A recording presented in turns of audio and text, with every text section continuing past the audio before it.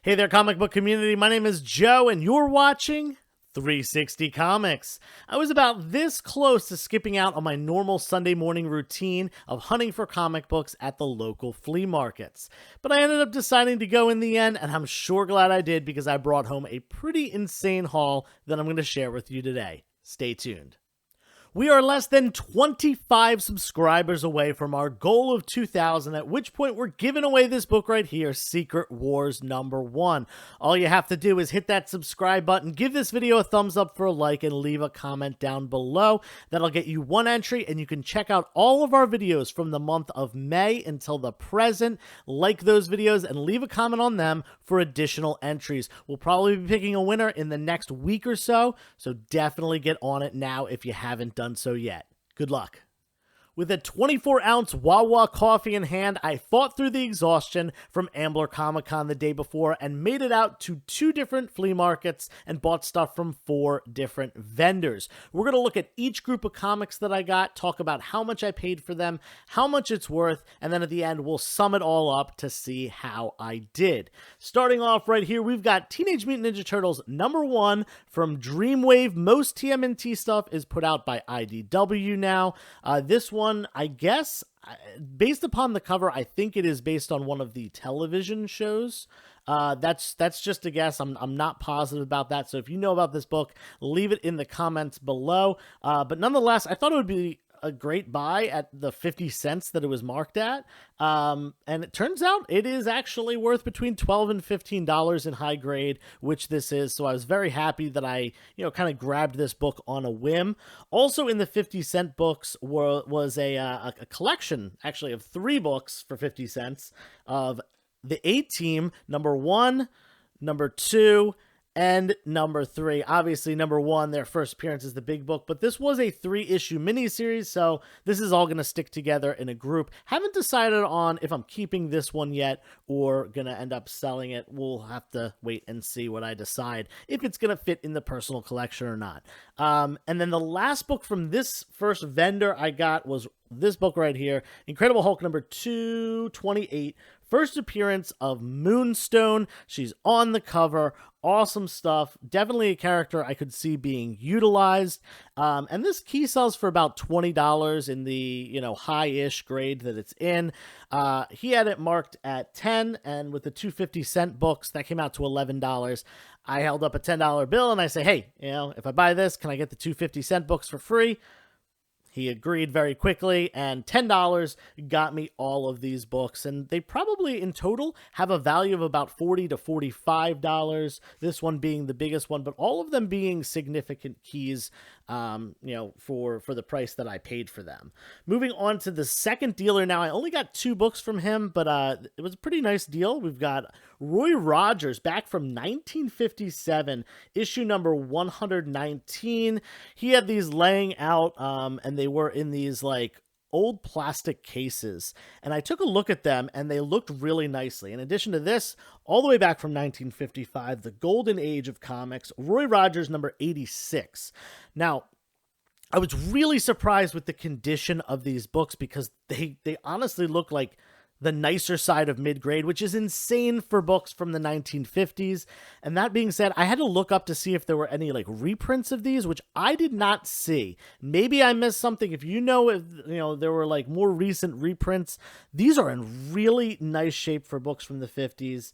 And because of that, normally not really into the Western stuff for myself, and honestly, it doesn't sell very well. So I usually don't buy this stuff, outright. If it's in a collection, that's one thing. But, I asked the guy kind of how much he wanted, and he was like, $10 a book. And I said, hey, will you do both for 10?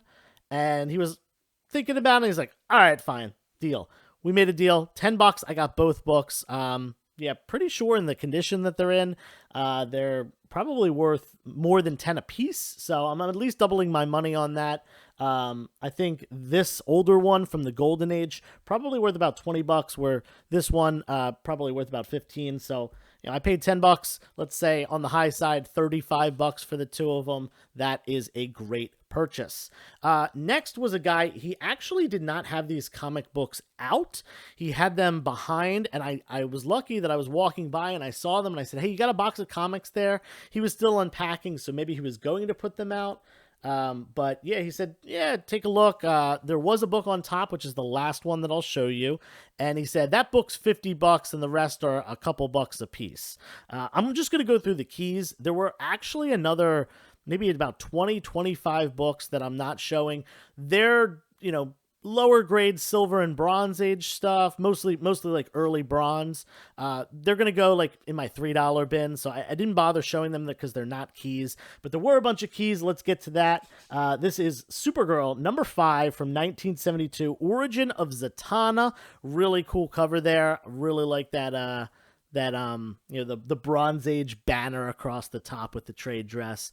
Then we got a book going back to the very late Silver Age, Superboy number 171, first appearance of Aqua Boy. Obviously, this is the kid version of Aquaman. He looks very similar on the cover, as far as costume goes.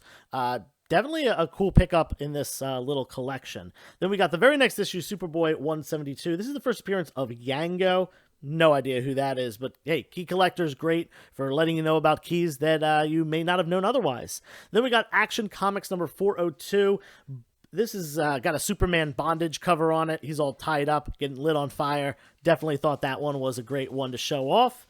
And then this was weird because everything in this collection was late silver and early bronze, except for this one book right here. Infinity Crusade number 1. What makes this book special, though, is it's a newsstand from this, mid-90s time. Newsstands were much harder to come by, and this one's actually a pretty sharp copy, so I'm happy to have found that. Going back to the bronze stuff, we've got War is Hell number 9, the first appearance of Death in Marvel Comics, and I assume that is Death on the cover, so definitely a great cover there. Then we got Astonishing Tales number 26. Unfortunately, not 25, the first appearance of Deathlock, but 26, the second appearance of Deathlock. Awesome George Perez cover. And to go along with it, 27, the third appearance of Deathlock. So, second and third appearance, I'll take it. This next one is definitely staying in the PC. We got Werewolf by Night number 7.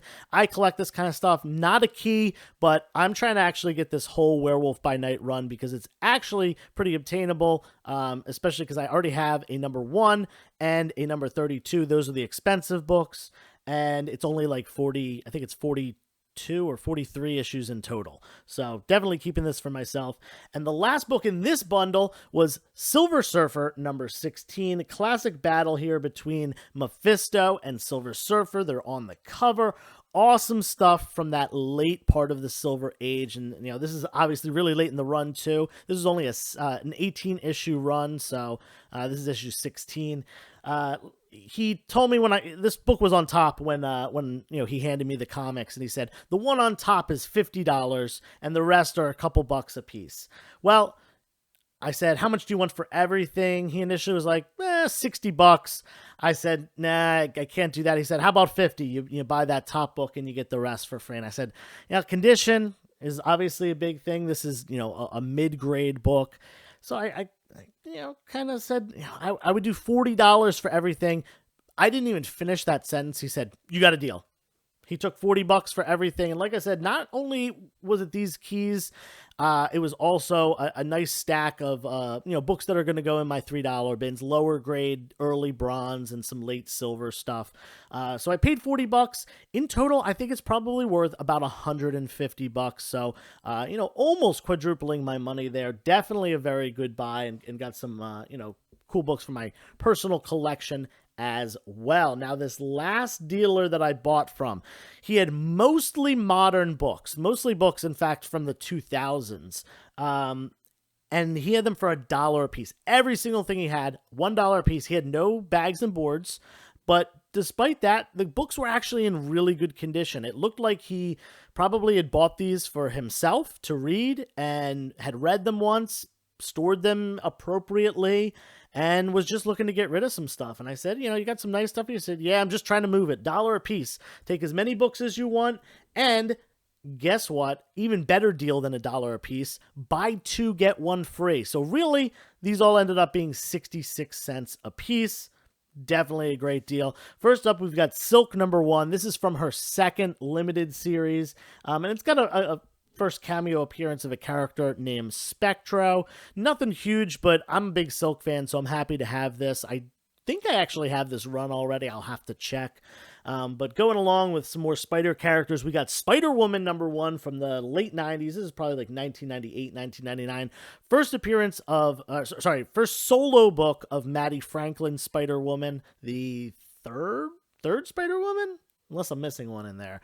Anyway, great book right there. This one I don't have. Not sure if I'm going to keep it or not yet. But either way, great key issue. Then we've got Amazing Fantasy #2, not from the 1960s. This is Amazing Fantasy, from the 2000s. This is the second appearance of Aranya, a character that I've talked about before. Definitely doing some speculation on her myself. So I figured a second appearance for $1, that is an easy choice. This next one is Spider-Man #3 from the Miles Spider-Man run. Not a key issue, but I figured because it's got, Kamala Khan, a new character that's been introduced to the MCU, and Miles on the cover, and it's a pretty great comical cover. I thought this would be a solid pickup for $1. This actually ended up being my throw-in book because, like I said, it was buy 2, get 1 free. And that came out that, I had almost had a complete group of 3s all the way through, and then there were 2 books left over at the end. So I just basically got one for free. This was the book that I decided to throw in. Next, we've got Son of M #1, first appearance of Richie Parker, who is an alternate reality child of Peter Parker. That's about it. Possibly as they're doing the What If Season 2, maybe they'll bring in some of those alternate reality characters. You never know, what's going to happen with the multiverse and all that stuff. Next, Ultimate Death of Spider-Man #160, The Death of Peter Parker. Classic book. Not hard to find by any means, but still a really great key to pick up.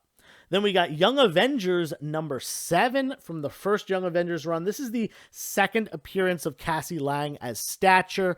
We might be seeing her in Ant-Man and the Wasp: Quantumania. There's been rumors of that for a while. So either way, great pickup for just $1. Then we've got Young Avengers Volume 2, #5. This is the first team appearance of this version of the Young Avengers. Not a super huge key or anything like that, but definitely worth the $1. Then we've got Captain America #22 from just a few years ago. This is the first appearance of Sharon Carter as Iron Patriot. Got a great cover as well. Looks like an Alex Ross cover, but I'm not sure that is. I don't see a signature or anything, but definitely looks to me like an Alex Ross cover. Not sure, though.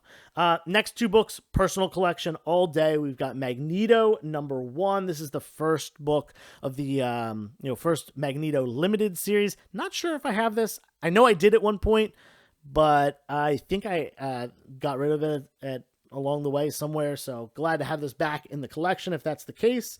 And then also Magneto Dark Seduction #1. I'm looking to pick up this whole run because I've been meaning to read it and I haven't yet. So, got the #1 to start me off and I'll be looking for the rest. Continuing on with this nice haul here, starting to get into some bigger books now. X-Men #24. Yeah, 24. Just a classic cover here. Really great, awesome cover. I've probably had this book on 10 times on the show.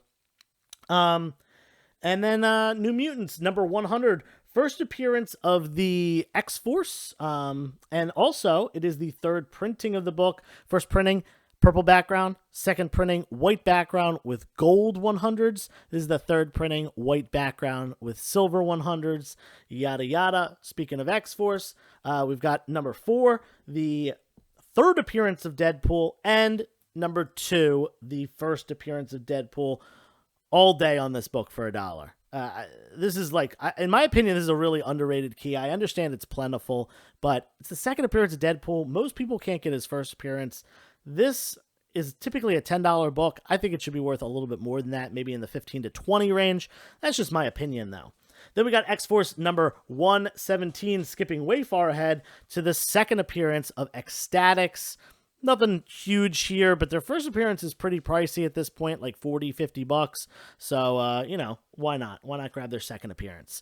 Then we've got Darth Vader number 11, not a key, but anything from the Marvel Darth Vader series, whether it's Volume 1 or Volume 2, is just a really great buy at this point. You know, really popular character. You know, insanely popular fandom with Star Wars. So for $1, I'm going to pick up any higher grade Star Wars Darth Vader book, you know, from Marvel Volume 1 or Volume 2.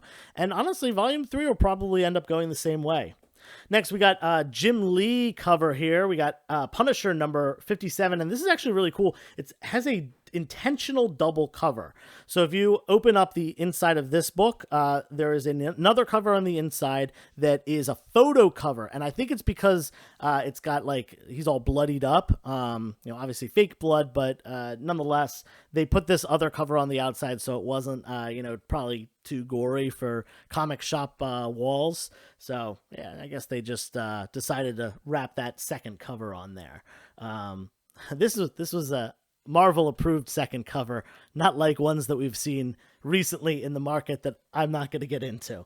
Anyway, Avengers No Surrender. This is Avengers number 676. This is the first appearance of the Lethal Legion, and this is actually the first cover appearance of the Lethal Legion on the second printing of the book. This is actually more expensive than the first printing because, one, lower print run, and two, it's got the Lethal Legion on the cover, and that's the reason that it is, you know, a key issue. So, pretty cool to have that. I have no knowledge of this run. I didn't really read it or anything like that, but hey, you know, whatever. I'm sure someone's going to love that. Next, a book I've talked about a bunch. New X-Men number 133. First appearance of Dust. Awesome cover. Love to see it. Definitely a book that I am specking on, picking up, all that stuff. And always for $1, because this book is like a $20 book. Then we're going on to a couple issues later, number 134. Actually, the very next issue, the first appearance of Kid Omega, and again, a fantastic cover. Can't complain about that. Moving on to Volume 2 of New X-Men. This is number 23. First appearance of Gentle, and also the first appearance of this new X-Men team. This might be the first team that included Laura Kinney, X-23. I'm not positive about that, but I believe that is the first X-Men team that included her as well. So I have to check on the validity of that. Moving on, we've got Cable number 21. First appearance of Hope Summers as an adult. Not only is she in the book, she's front and center right on the cover with her dad in the background. Awesome stuff. Definitely a phenomenal cover. Then we've got Mystic Arcana Magic number 1. This is a book that had some serious hype last year. It's the first appearance of Ammit in the Marvel Universe. Ammit being the Egyptian god who was, portrayed in Moon Knight, and definitely has some MCU connection now. Really great cover too. Cool book to have. And then we've got this one.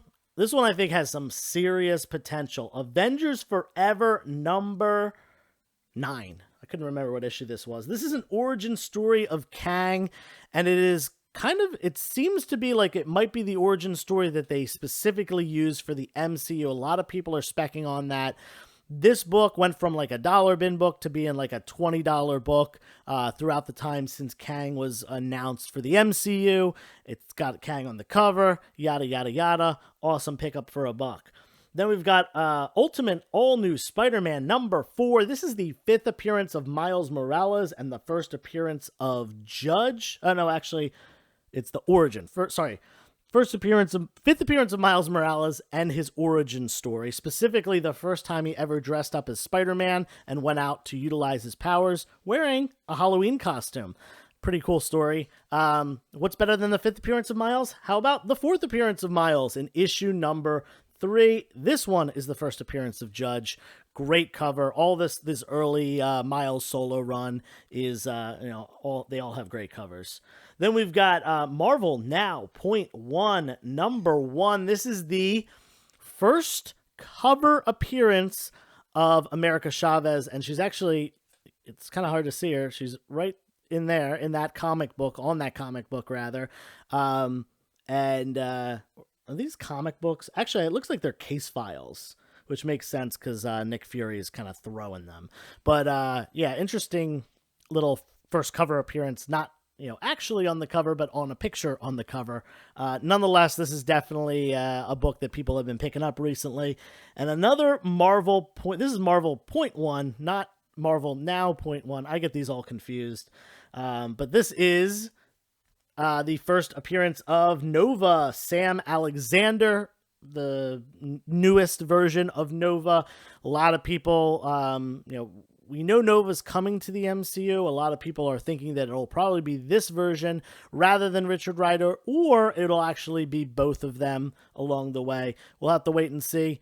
Nonetheless, great first appearance. This next book has been pretty hot recently. Black Panther what number is this? 11 from the 2005 run or something? 2009 run? I don't remember. Anyway, first battle between Shuri and Namor the Submariner. This is certainly going to be something we see.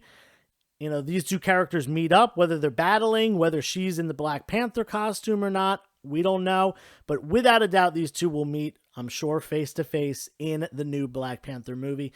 This book has been hyping up. In fact, I've seen sales online for $40 to $50. This is one of the most expensive books that I grabbed for just $1. Not yet done yet, though. There's still some more. We got to go on to the indie stuff now. Only one indie book out of all these. This guy definitely bought more Marvel and DC. Terminator #1, first Terminator from Dark Horse. Just a cool book. Then we've going on to the DC stuff. We've got Superman #75, The Death of Superman. This is the 4th printing newsstand, as seen down on the bottom here. Not a super rare book or anything like that, but certainly a rarer copy than previous printings. And it's a newsstand that helps. Blah blah blah. Probably worth about $10. Nothing crazy. Death of Superman was printed to death. Then we got Countdown to Infinite Crisis #1. It's a one-shot, an 80-pager, and this is specifically the death of the original Blue Beetle, making way for the new Blue Beetle. What's his name?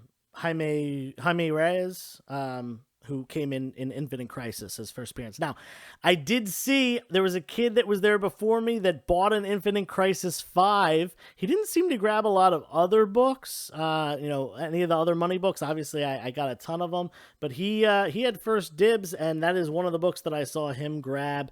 And I was bummed about that at first, but at the same time, I found some great stuff, so definitely not complaining. And I'm glad he got some cool books, too.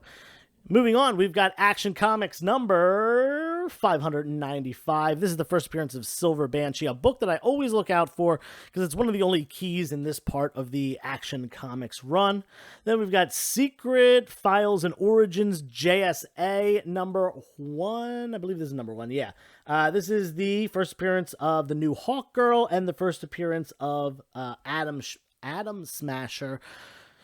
Definitely DC's obviously kind of in a weird limbo right now, but still great to be picking up first appearances of certain characters. And I think Atom Smasher's coming to the Black Adam movie, if I'm remembering correctly.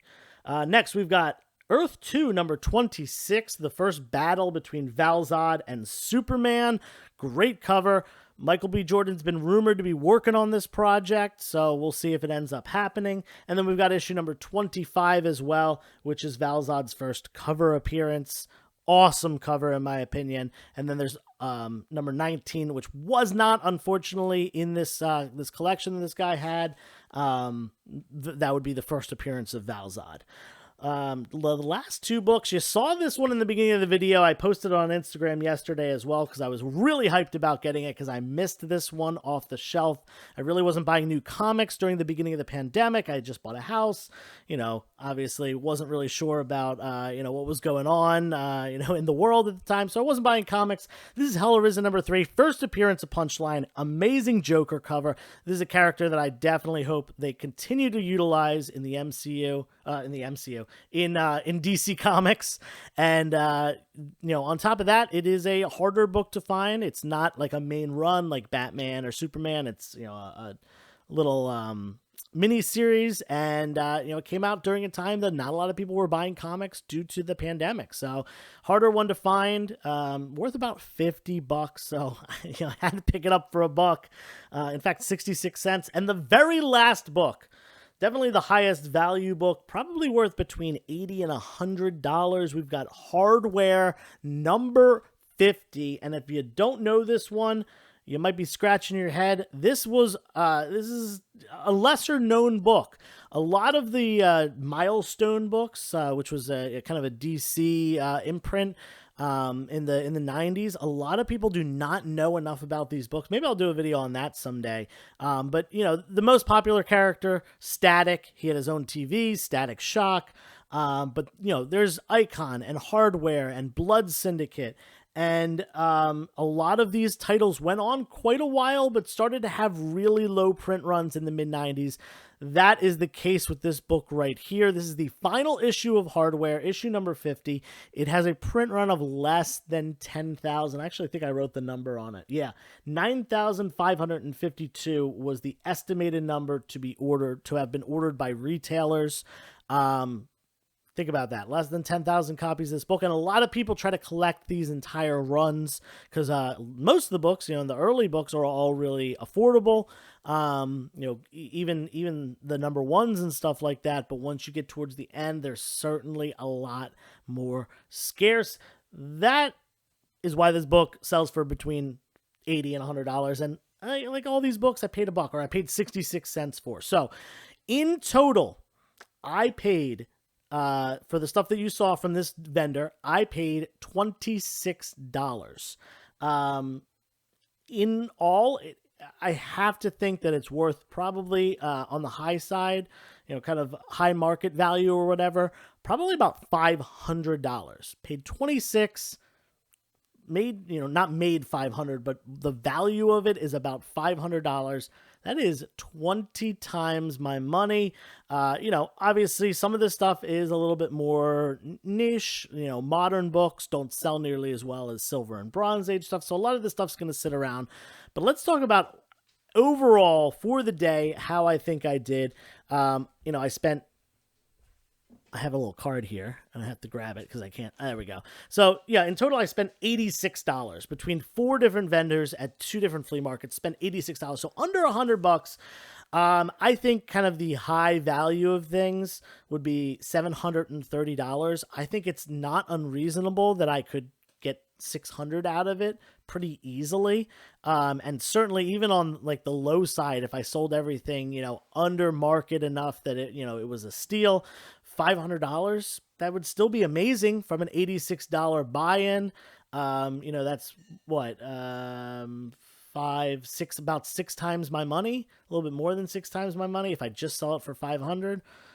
So definitely worth getting up early. I was not going to do it. I was going to sleep in. I was tired for Ambler Comic-Con, but holy moly, I'm sure glad I got up early.